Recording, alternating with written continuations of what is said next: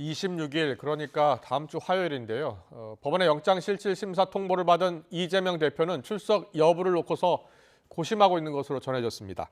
장기간 단식으로 건강이 나빠진 만큼 연기를 요청할지, 체포동의안 가결로 구속심사를 피할 수 없는 만큼 그날 바로 나갈지 변호인과 논의할 것으로 보입니다. 취재기자 연결합니다. 이준엽 기자.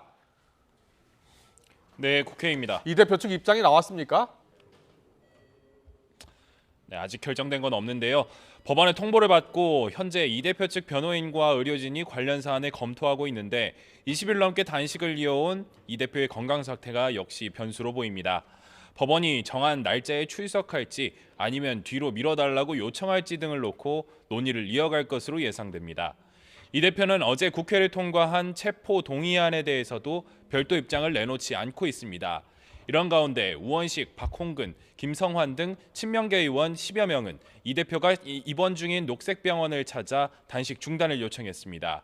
영장실질심사 등에 대비해 건강을 회복해야 한다는 취지였는데 이 대표는 알겠다고만 답한 것으로 전해졌습니다. 특별한 얘기는 하지는 않으셨고요. 저희들의 뜻을 알았다 하는 정도로만 응답을 했습니다.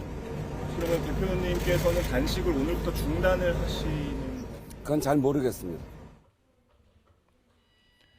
오늘 오후 6시에는 최고위원들도 이 대표를 찾을 예정인데 이 자리에서 거듭 단식 중단을 요청할 것으로 보입니다.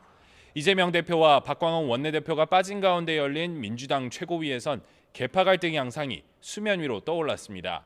친명계 최고위원들은 같은 당 국회의원들이 자기 당 대표를 팔아먹었다는 표현을 쓰며 강하게 비판했습니다. 체포안에 찬성표를 던진 건 용납할 수 없는 해당 행위라며 상응하는 조치를 취하겠다고도 했습니다. 반면 비명계로 분류되는 고민정 최고위원은 체포동의안 표결 전 당원들의 가결표 색출 움직임을 위험신호로 평가했습니다. 또 다른 비명계 송갑석 최고위원은 아예 회의에 불참했습니다. 네, 어제 체포한 가결 책임을 지고 박광원 원내대표를 비롯해서 민주당 원내지도부가 모두 사퇴했는데요. 수습책은 어떻게 논의되고 있습니까? 네, 지도부 입장에서는 당장 공석이 된 원내 지도부를 새로 꾸리는 게 시급합니다.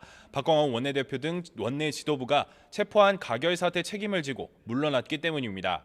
민주당은 오늘 오후 바로 당무위원회를 열고 원내대표 선거관리위원회를 구성한 뒤 선거 일정 등을 확정할 예정입니다.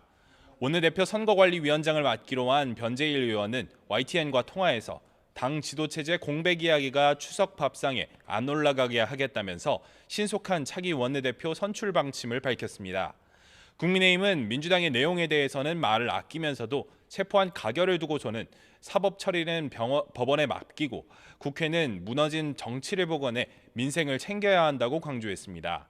국회 시계가 민생에 맞춰 움직여야지 이재명 대표에 맞춰 움직이면 안 된다고도 했습니다.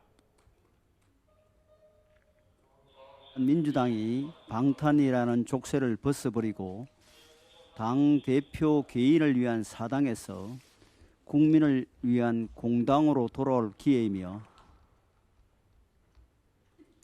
네, 과반 의석을 점한 제1야당의 원내 지도부가 공석이 되면서 향후 국회 일정은 안개 속에 빠졌습니다.